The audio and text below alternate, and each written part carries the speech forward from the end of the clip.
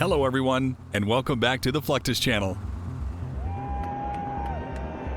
Ladies and gentlemen, The President of the United States does not travel lightly.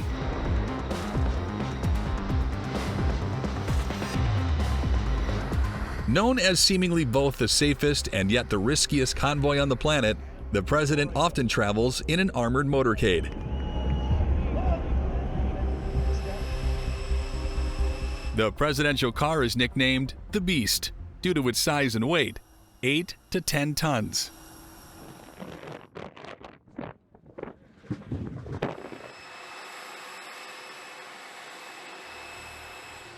It's armored to withstand bomb blasts.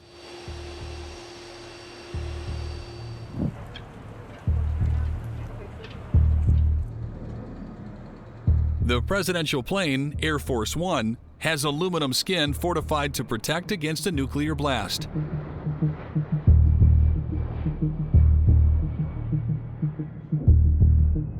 It's also equipped to act as a mobile command center in case of an attack on the United States.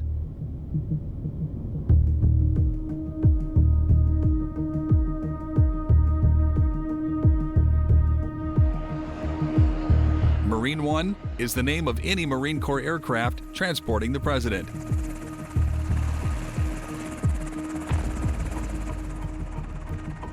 There are dozens of helicopters in the Marine Corps presidential fleet.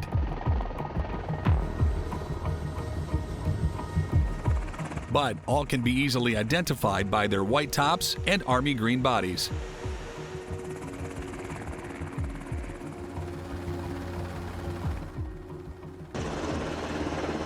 Known as the Marine Helicopter Squadron 1, HMX-1 members are responsible for the transportation of the President and Vice President, as well as many other important United States government officials.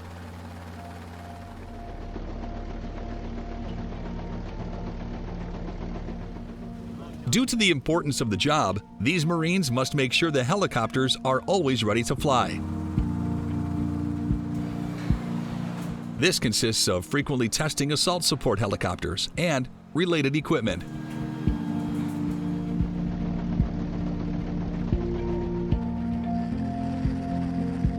There are certain aircraft the President does not fly in, such as the MV-22 Osprey.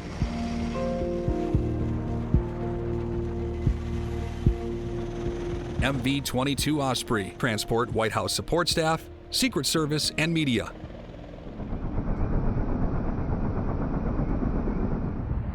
Ospreys do not transport the U.S. President. These aircraft are also referred to as white tops because of their green and white livery. While its tilt rotors allow for long range and high-speed flying, the President doesn't fly in Ospreys for two reasons.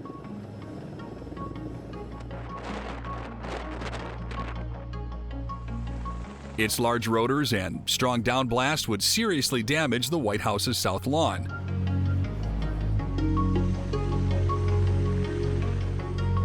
It would also require clearing some of the large trees from the grounds.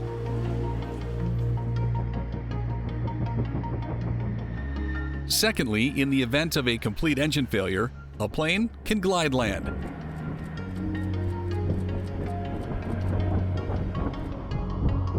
And a normal helicopter's large rotors allow auto-rotation, so the pilot can flare to land. The Osprey's rotors are too small for effective auto-rotation.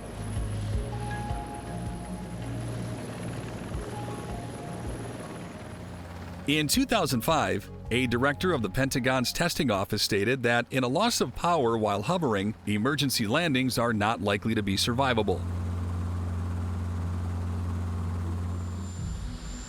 For security purposes, Marine One is never easy to spot in the sky.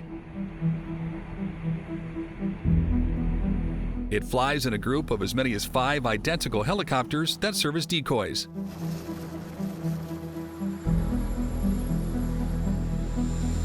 Marine One helicopters are piloted by Marine Corps officers who apply for the job in Quantico, Virginia.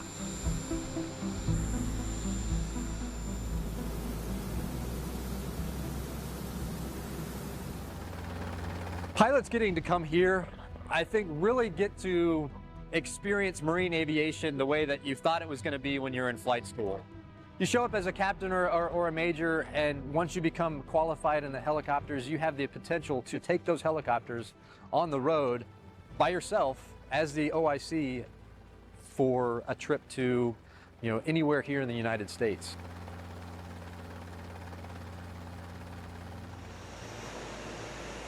The job is rewarding, but it's also filled with immense responsibility. While the helicopter does not launch into a hostile environment, it's a no-fail mission.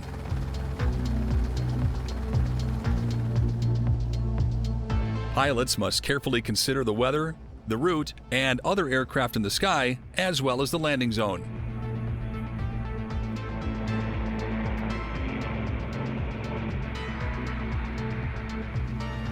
These variables are ever-changing as the president's schedule can be unpredictable.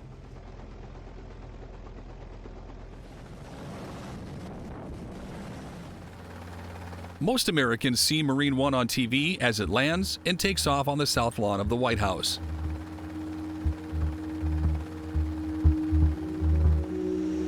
When not in use, the Marine One fleet is housed at Quantico in Virginia, or the Naval Support Facility Anacostia in D.C. Hundreds of Marines are responsible for repairing, refueling, and otherwise maintaining the aircraft. They're ready at a moment's notice for a presidential flight.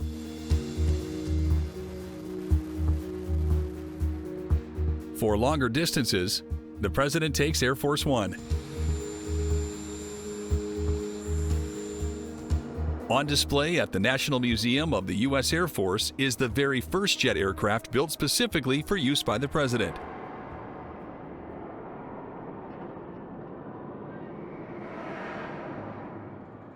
The Boeing 707, a modified commercial jet, made world travel by the President of the United States faster, safer, and simpler. While it's smaller in size than the 747 the Commander-in-Chief flies in today, during its career spanning 8 presidential administrations, this Boeing 707 provided ample room for important in-flight meetings, press conferences, and for the president and other high-level government officials to travel comfortably to far-off destinations. This plane also holds historical significance.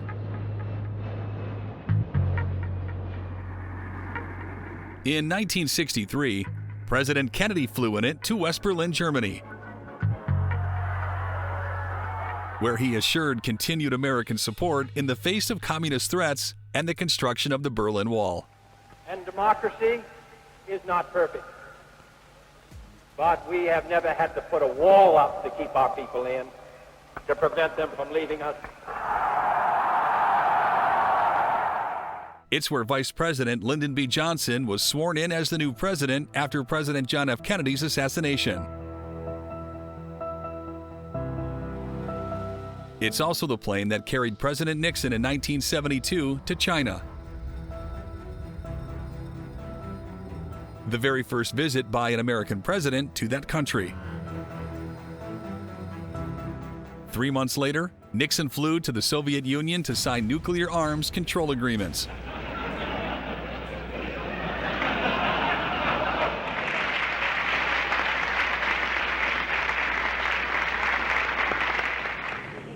Similar to Marine One, Air Force One is only referred to as such when the president is on board. The special designation was established in 1953 to avoid confusion with other aircraft in the sky.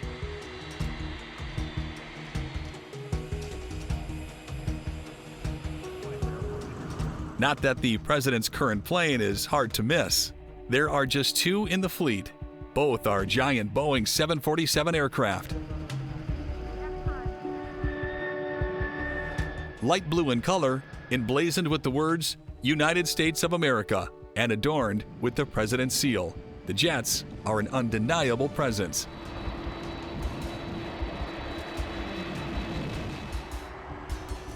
Security around Air Force One is always paramount.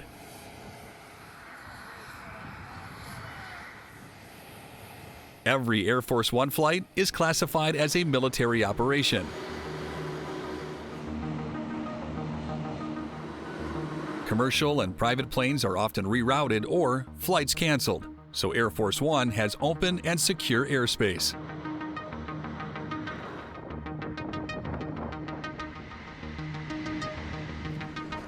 Before Air Force One touches down in a new location, it is preceded by a C-17 Globemaster III cargo aircraft.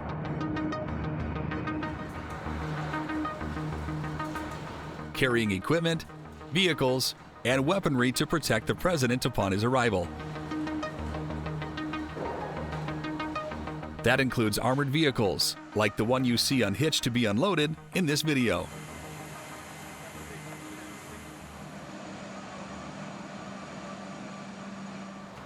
Prior to the president's arrival on Air Force One, the vehicles that will make up his motorcade are unloaded and ready to depart, and the route the president takes is vetted and well secured. The presidential motorcade is normally dozens of vehicles strong.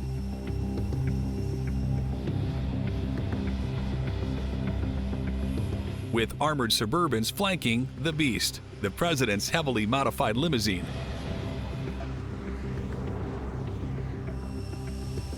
As it rolls by crowds, members of the military or local police stand guard by the metal barriers holding back spectators. These agents are experts at scanning groups of people to look for potential threats.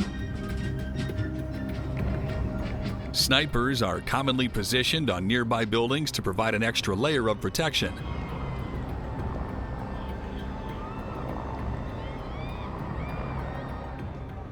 Secret Service agents use code names for the president to relay information to each other about what he's doing and his exact position throughout the motorcade's journey. When the president is part of a massive parade, there is even more preparation. On Inauguration Day, the president walks down Pennsylvania Avenue from the U.S. Capitol, where he was sworn in, to his new home, the White House.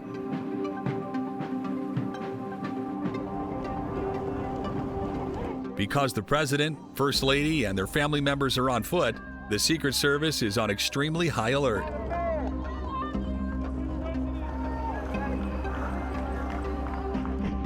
Before the parade begins, they rehearse the formation of vehicles and where he is most vulnerable along the president's journey. There are, again, metal barricades lining the street to keep the crowds back, similar to when the president passes in his car. More than 5,000 military members across all branches of the U.S. Armed Forces, including Reserve and National Guard components, provided ceremonial support.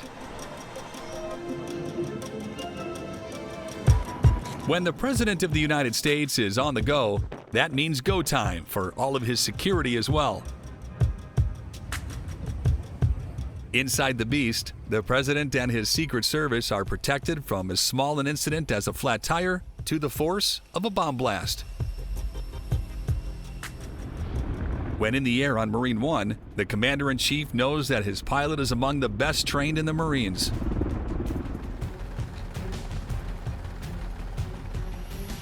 Air Force One is almost like a White House in the sky for longer distances. No matter where the president is heading, he is traveling under extreme security.